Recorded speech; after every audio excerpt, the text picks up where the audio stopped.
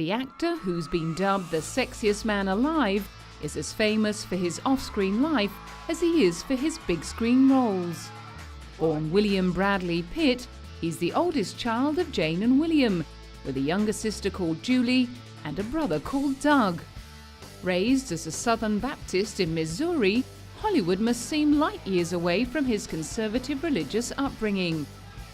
Always slightly uncomfortable with his superstar status, Brad Pitt could relate to some of the problems faced by the iconic outlaw he played in his 2007 film, The Assassination of Jesse James, by the coward Robert Ford. People have asked today about the celebrity angle, and certainly that's one aspect of the film. It's not the main focus of the film. But he was one of America's biggest celebrities at that time, and the funny thing to me is that it doesn't seem much different today as it was then, in the sense that a lot of it was manufactured, a lot of it was sensationalized, very little was based in truth, and even after his death, like we just saw with Anna Nicole Smith, you know, the melee that ensues from it, really quite similar. There's just more of it today. At school, Brad was an athletic student who threw himself into club activities as varied as golf, debating, and acting in musicals. In 1982, he enrolled in a journalism degree at Missouri University. But just 2 weeks before graduating, he fled to Los Angeles to take up acting. When asked about the change of heart, he confessed that watching his friends settling down and getting jobs had terrified him. His grand passion was for films, and if the movies weren't coming to Missouri, he would go to them. The role that brought him public attention was his portrayal of the sexy thief in Thelma and Louise. After following up with hits like Seven in 1995, The Fight Club in 1999, and Ocean's 11 in 2001, Brad achieved major commercial success with 2004's sword and sandal epic Troy. Directed by Wolfgang Peterson and based on Homer's Iliad, he played the warrior Achilles, who has only one weakness, his Achilles tendon.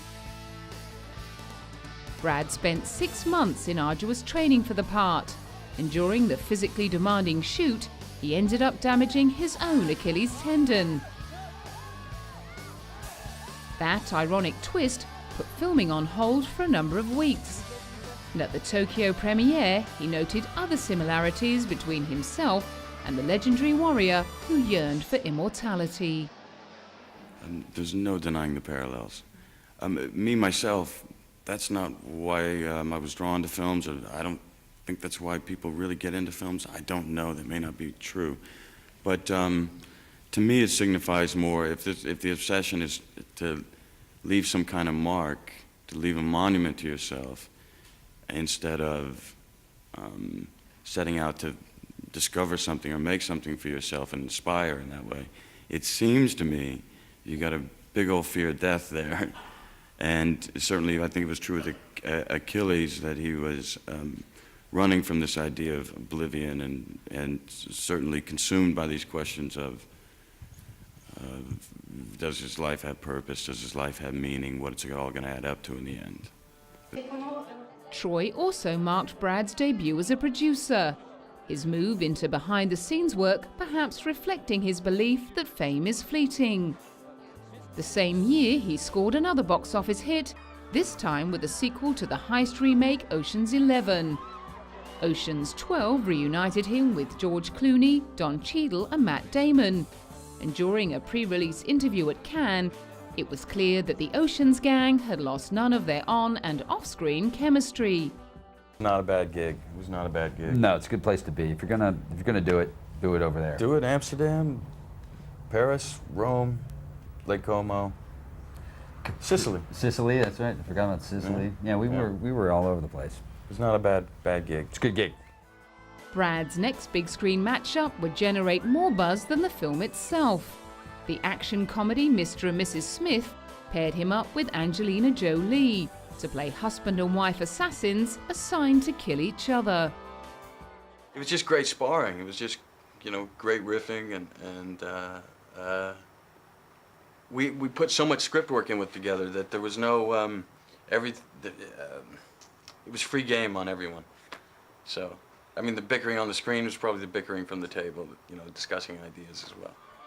Although rumours of an affair between Hollywood's two top stars began doing the rounds during filming, both Brad and Angelina insisted that their relationship was purely professional.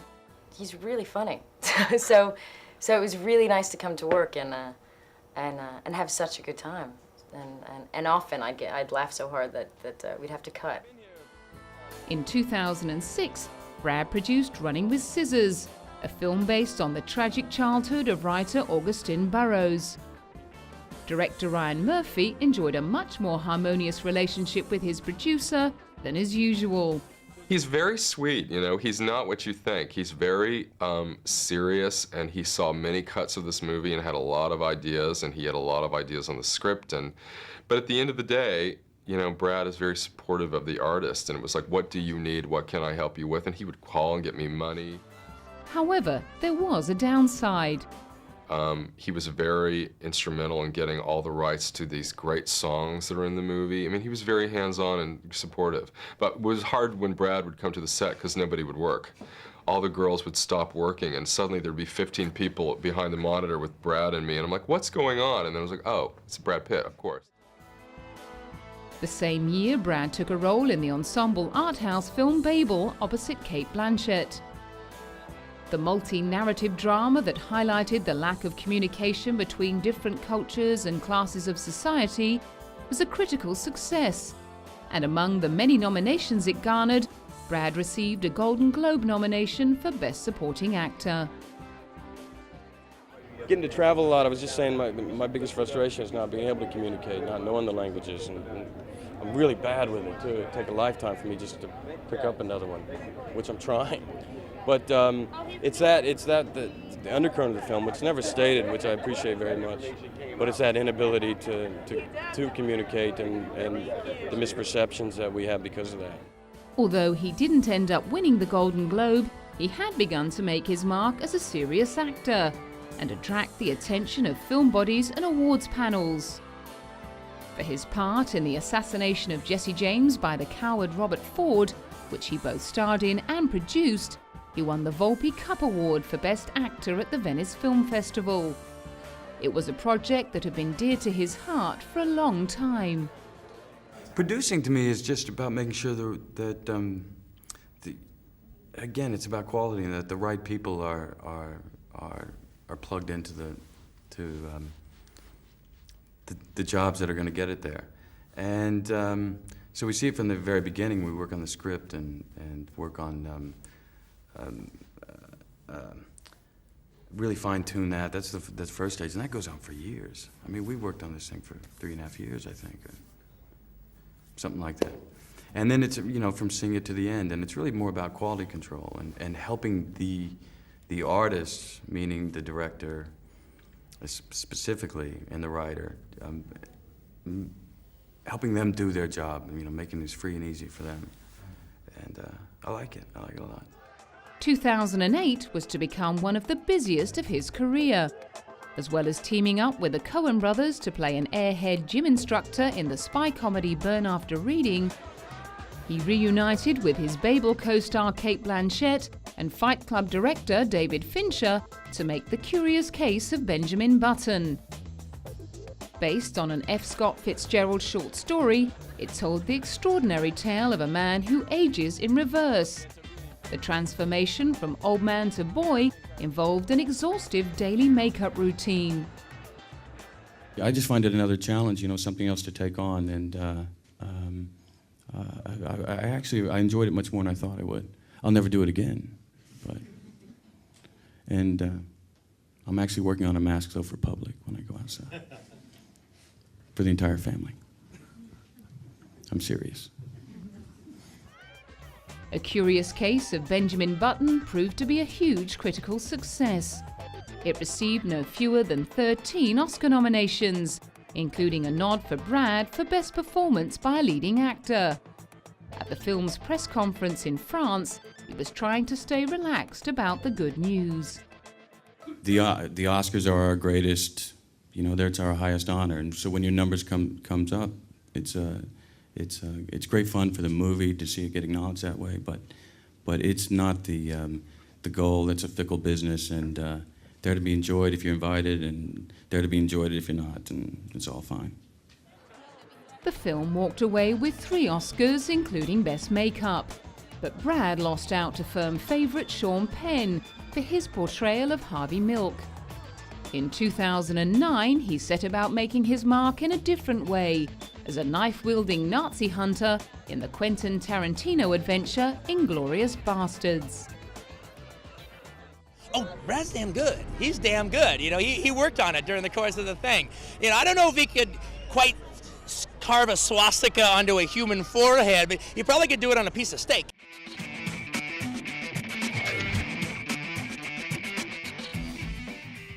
Many of Brad's early romances involved from on-set relationships with female castmates, like Robin Givens, Juliette Lewis, and his Seven co-star Gwyneth Paltrow. After ending his engagement to Gwyneth in 1997, he met and fell in love with small-screen Queen of Hearts Jennifer Aniston, better known as Girl Next Door Rachel in the sitcom Friends. They were married in a small private ceremony in Malibu in 2000 and reigned as one of Hollywood's golden couples for the next 5 years.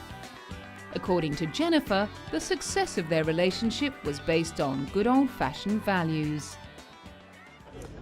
How thankful I am that we communicate and we're kind to each other and we trust each other, and there's something very important about communication.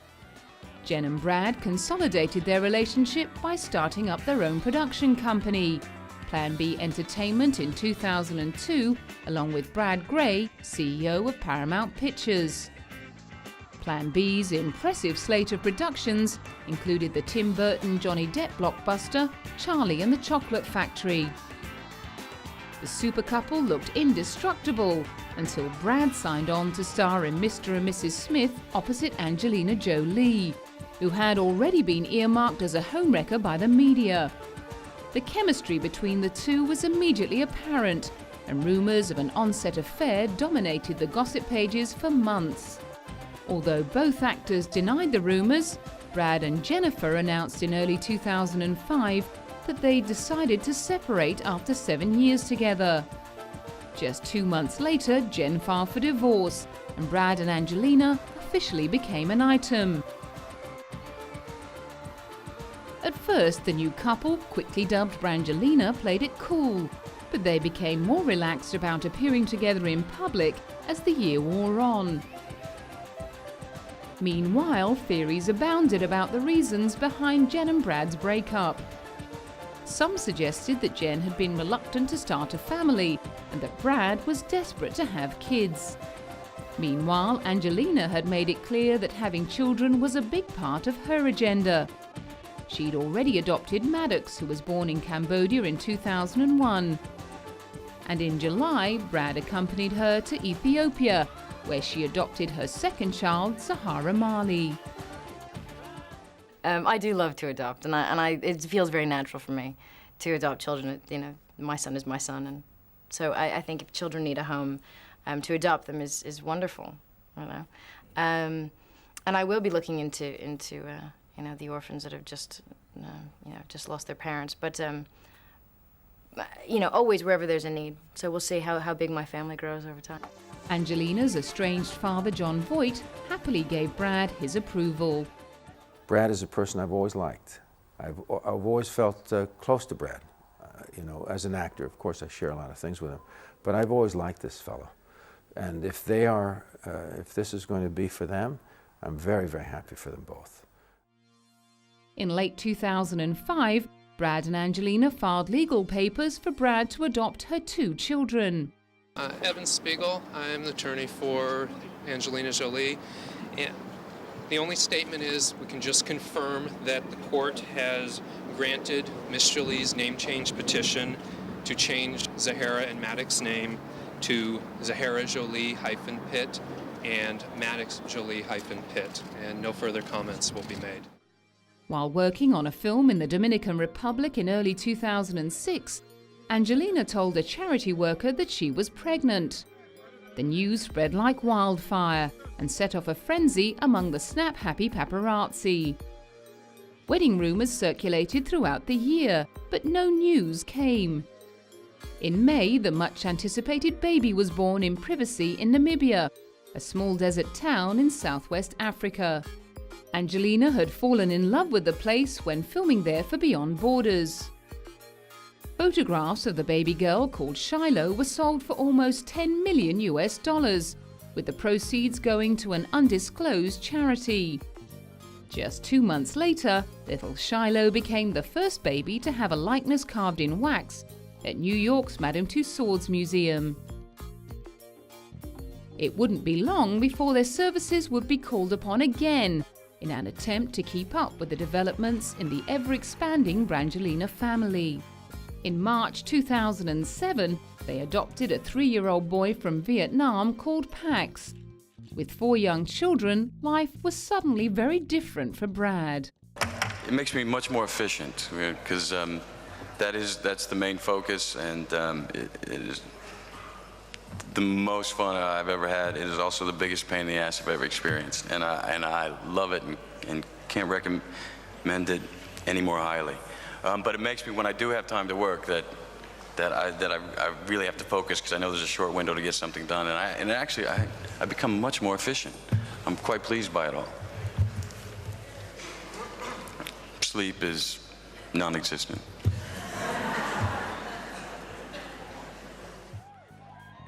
In July 2008, he welcomed another 2 additions to the clan when Angelina gave birth to twins. This time the chosen birthplace was France. As I've just been told about the birth of the twins of Angelina Jolie and Brad Pitt, I share with all the citizens of Nice joy and proudness for Knox Léon and Vivienne Marceline. On behalf of the inhabitants of Nice, I congratulate the happy parents, the most famous couple of the world, who have chosen our city for this happy event.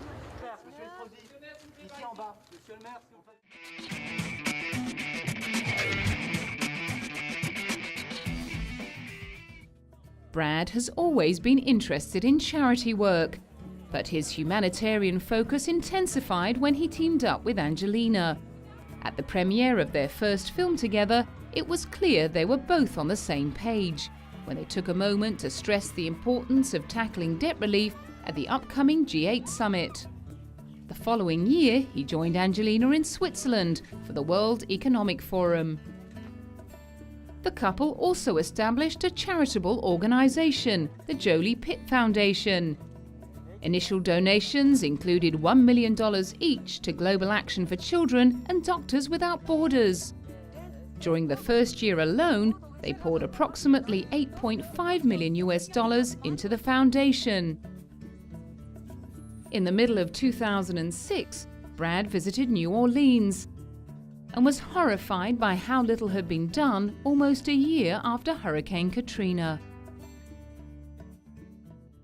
No, I was not prepared for the scale. I have to say, we've seen the pictures on television, and they're every bit as devastating as they appear. But what's more devastating is you can literally start at one spot in the 9th Ward and drive for a couple hours, and you'll see exactly that same devastation. And it's a bit shocking, and it's daunting. It's a daunting job, but we'll start one building at a time, and talking to the people on the street, there's a great verve and great spirit to reclaim their homes and to establish their communities again. So by that sheer will alone, it will happen.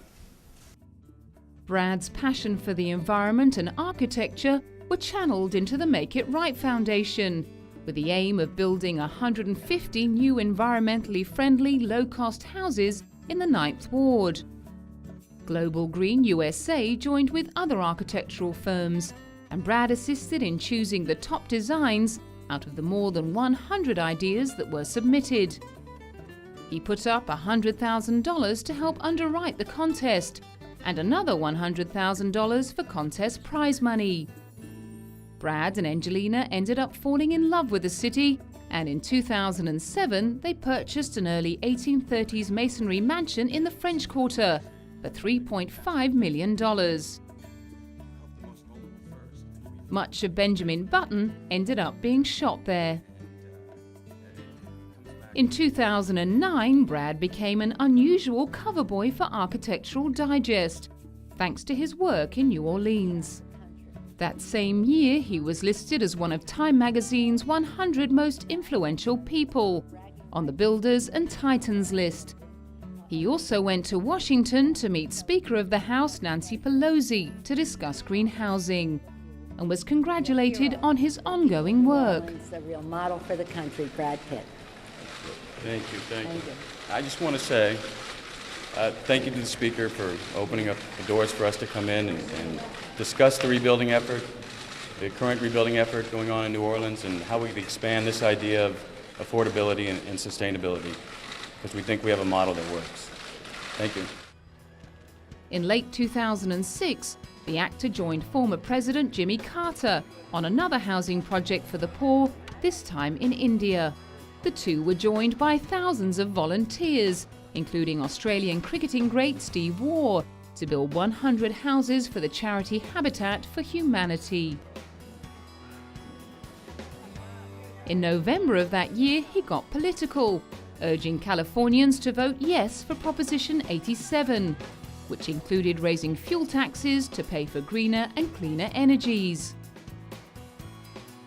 Brad is also a fierce advocate of same-sex marriage, commenting once that he would marry Angelina when everyone else in the country who wants to be married is legally able.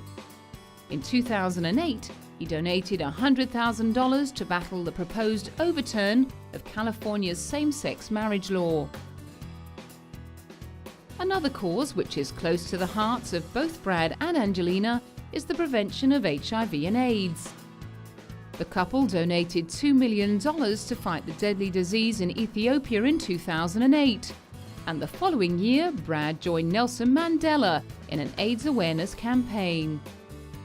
The Jolie Pitt Foundation continues to lead by example.